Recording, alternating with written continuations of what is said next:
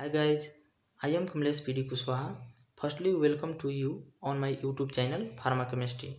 Today we will going to discuss about limit test of sulfate. Please like, share and subscribe. The limit test of sulfate is based on the opalescence or turbidity obtained by the reaction of sulfate is compared with opalescence or turbidity of standard solutions.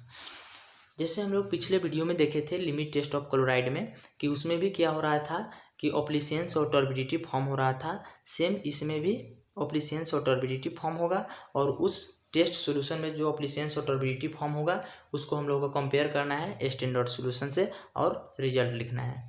इसमें क्या है कि principal क्या कहता है कि sulphate ion is react with barium sulphate in the presence of dilute hydrochloric acid to form barium sulphate precipitate and chloride. dilute hydrochloric acid is used to dissolve other impurities which is likely to be present in sulfate। क्या करना है कि dilute hydrochloric acid को हम लोग इसलिए use करते हैं कि सल्फेट को छोड़ के जितना उसमें इम्प्यूरिटीज प्रेजेंट हो उसको डिजॉल्व कराने के लिए हम लोग डाइल्यूट हाइड्रोक्लोरिक एसिड को यूज करते हैं। और जो बैरियम सल्फेट प्रिसिपिटेट फॉर्म हो रहा है वो क्या होता है, इनसोल्यूबल होता है डाइल्यूट हाइड्रोक्लोरिक एसिड में और यही बैरियम सल्फेट क्या फॉर्म करेगा, टर्बिडिटी फॉर्म करेगा।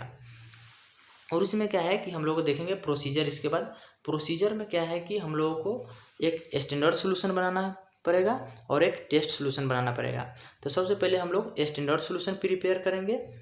तो स्टैंडर्ड सोल्यूशन प्रिपेयर करने के लिए सबसे पहले हम लोग एक क्लीन बीकर लेंगे और उस बीकर में 20 ml क्या करेंगे, वाटर रखेंगे। और 20 ml वाटर रखने के बाद उसमें क्या करना है, 10 ml ऑफ सल्फेट रख देना है अकॉर्डिंग टू IP। और उसको अच्छा तरीक़ा से मिक्स करने के बाद 50 ml को जो होता है एक नेशनल सिलेंडर उसमें हम लोगों को ट्रांसफ़र कर देना है।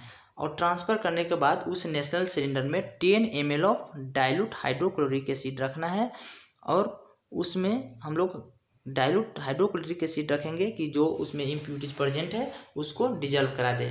उसके बाद में उसी नेशनल सिलेंडर में क्या करना है, 1 ml क्या करना है, बैरियम क्लोराइड को ऐड करना है और जो रिमेनिंग वॉल्यूम रहेगा उसको डिस्टिल्ड वाटर की यूज करके क्या करेंगे, हम लोग उसको वॉल्यूम मेकअप करेंगे अप टू 50 ml तक और उसको फाइनली छोड़ देंगे 5 मिनट के लिए। ऑप्लिसेंस और टर्बिडिटी फॉर्म होने के लिए उसको 5 मिनट के लिए छोड़ देंगे। उसके बाद में हम लोग देखेंगे टेस्ट सोल्यूशन। टेस्ट सोल्यूशन में क्या होगा कि सेम प्रोसीजर यही रहेगा। इसमें क्या करना है, जो हम लोग इसमें 10 ml मिल रहा है सल्फेट अकॉर्डिंग टू IP, इसमें क्या होगा कि लैब में हम लोगों को दिया जाएगा जितना गिवन सोल्यूशन दिया जाएगा उतना ही क्या करना है उस बीकर में मिक्स करना है और उसको क्या करना है, ट्रांसफ़र कर देना है नेशनल सिलेंडर में। और नेशनल सिलेंडर में ट्रांसफ़र करने के बाद फिर यहीं रखना है 10 ml हम लोगों को क्या करना है, डाइल्यूट हाइड्रोक्लोरिक एसिड को रखना है इम्प्यूरिटीज को डिजॉल्व कराने के लिए। और उसमें फिर क्या करना है, 1 ml क्या करना है, बैरियम क्लोराइड रखना है और जो रिमेनिंग वॉल्यूम रह जाएगा उसको क्या करना है कि डिस्टिल्ड वाटर रख के अप टू 50 ml तक पुगा देना है। और हम लोगों का क्या करना है, इसको भी 5 मिनट तक छोड़ के और स्टैंडर्ड सोल्यूशन से कंपेयर कराना है। तो हम लोग जब ऑब्जर्वेशन लिखेंगे, जब ऑब्जर्वेशन उसमें देखेंगे तो हम लोग यही देखने का मिलेगा कि तो जो ऑप्लिसेंस और टर्बिडिटी फॉर्म हुआ है टेस्ट सोल्यूशन में वो स्टैंडर्ड सोल्यूशन से क्या हो जाएगा, मोर ज़्यादा हो जाएगा। और दूसरा में क्या हो जाएगा कि जो हम लोगों को टेस्ट सोल्यूशन बनाए हैं उसमें ऑप्लिसेंस और टर्बिडिटी जो है वो स्टैंडर्ड सोल्यूशन से कम हो जाएगा। यही दो चीज़ हम लोगों को देखने का मिलेगा। तो हम लोग रिजल्टेंट में क्या लिखेंगे कि the test of sulphate solution, the test of sulphate solutions turbidity impurities appear more than that of standard solutions. अगर स्टैंडर्ड सोल्यूशन से टर्बिडिटी और ऑप्लिसेंस है टेस्ट सोल्यूशन में ज़्यादा हो जाए तो क्या होगा, the test is fail. Test क्या हो जाएगा, फेल हो जाएगा एंड कंपाउंड इज इम्प्योर, और जो कंपाउंड है वो इम्प्योर हो जाएगा।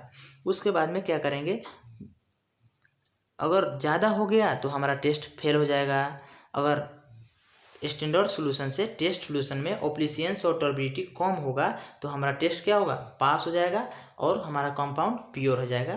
तो इसको हम लोग यहाँ लिखेंगे कि the test of sulphate solution turbidity और opalescence impurities appear less than that of standard solution then test is pass, test क्या हो जाएगा, पास हो जाएगा, एंड कंपाउंड क्या हो जाएगा, प्योर हो जाएगा। That's all. Please don't forget like and subscribe.